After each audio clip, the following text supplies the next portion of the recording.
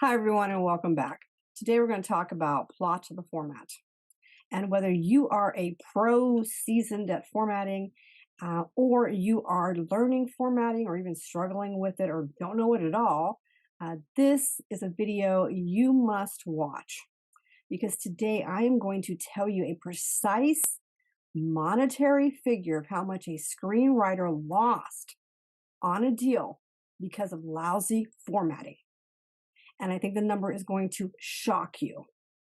And then I'm going to tell you precisely how to fix it and give you an example of how to plot the format. Okay, I had the screenwriter submit a script. She was based on a referral, and her screenplay's story was fantastic. Her dialogue was film quality, but her format was a disaster. In fact, it caused a lot of visual confusion. She'd write like stuff that was all over the place. Like, what am I seeing here? Half the time I was guessing. And I told her, I'm going to pass on this. You have to fix that format because it's messing up your visual style, your voice. I don't really know sometimes where you're going with this because of the format, but you seem to be a strong writer. So this writer emailed me back this lengthy, like 12-page email about how she's a produced screenwriter and she did not pay this money for her review to be told how to do format when producers don't care about format. And I have no idea what I'm talking about, and I need to just stick to her story and her dialogue and just ignore her format. Okay. Talk about amateur, but hey, wait a minute. She just told me she's a produced screenwriter. So I went and looked up her IMDb credit, one credit, and next to that credit was a second name, meaning a second screenwriter's name. And I said, "Oh, does your partner feel the same way as you? That format doesn't count?" And she said, "I don't have a writing partner." I'm like, "Yeah, you do because it's listed on your screenplay credit as two writers." Well, I don't know who that is. The producer just brought somebody in for something on a budget for a production. There's this thing called above the line cost. And one of the line items, as an accounting term, that means one of the things that you have to pay for is, of course, the screenplay. And when a producer starts their project, they know upfront pretty much what this is going to cost them. They know. So this particular one had a $100,000 line. So if that producer happens to know that he's going to have to fix something on this screenplay, and if you think they let format go, you're wrong because they need this to go to distributors. They need it to look professional for actors. And the last thing they do is want an actor to misinterpret something because the format's wrong. So they're going to have it revised properly. So they're going to take from that line item that says screenplay the money to have the format fixed correctly. I estimate they took about 5,000 off to fix the screenplay's format, but I was wrong. The actual amount was $10,000. They paid a professional writer, someone like myself. Now, I do mine on a ghostwriting basis, which means I don't take the credit, but this particular writer took the credit. And in order to take that credit means they had to have revised a part of the script as well. They fixed the format, revised some other stuff, took the credit, and was paid 10 grand for it. That's 10 grand directly out of that screenwriter's pocket. Yeah, where do you think that comes from? The money they paid that second writer comes from that line item budget, which was meant to be allocated to you. So if out of the 100,000, they have to pay 10, 20, 30. I've had ghostwriting projects to fix a script where they paid me 30, 40, 50, even 70,000 to fix it, meaning that screenwriter did not get that money. It went to the secondary writer. So when I said this to her and we figured out she lost 10 grand, she suddenly got a different attitude about formatting.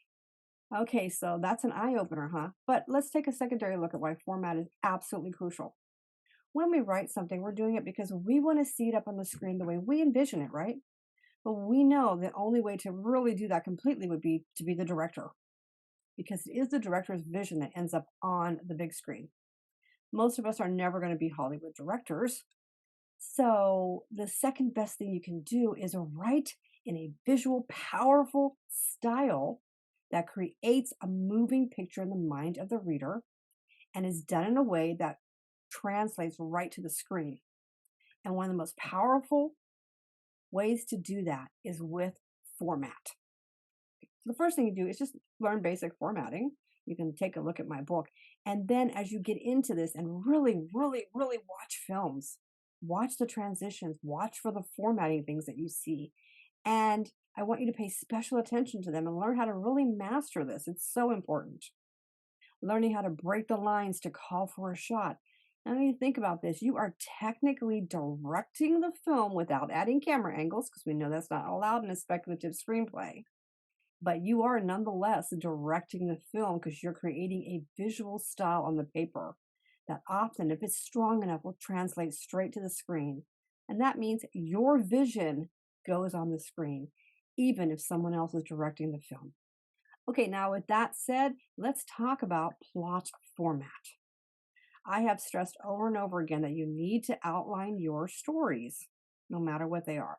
I think the best way to do it is with a beat sheet where you're literally putting, interior Dave's house and just putting like, introduce Dave, yada yada, just the basics of what's in that scene in like a few words or a few lines, and doing that for every single scene in the movie because it's so easy then to spot the gaps and the holes.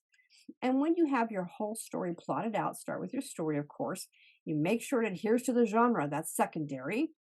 And then I want you to take a look at the format. You're like, well, Barbara, I haven't written it yet, so there's really no format. Well, you've already started to format because your beat sheet includes primary slug indicators and maybe a few secondary slugs. And maybe you indicated some narration here or something like that. But now I want you to focus on something very specific, which I call plot format. I want you to focus on two types of format for your beat sheet or your outline. The first is any format that creates emotion, because you focus on the story and the dialogue to deliver that. But the fact is, the format can really help you in this area. For example, in a particular scene, you might decide that the character hears something off stage that creates a sense of fear, or they hear a dialogue off stage that creates some misinformation and maybe some future comedy or a breakup in a relationship or something. And I want you just to, you don't have to write the actual format, but just make a note in that scene what the format that creates the strong emotion is.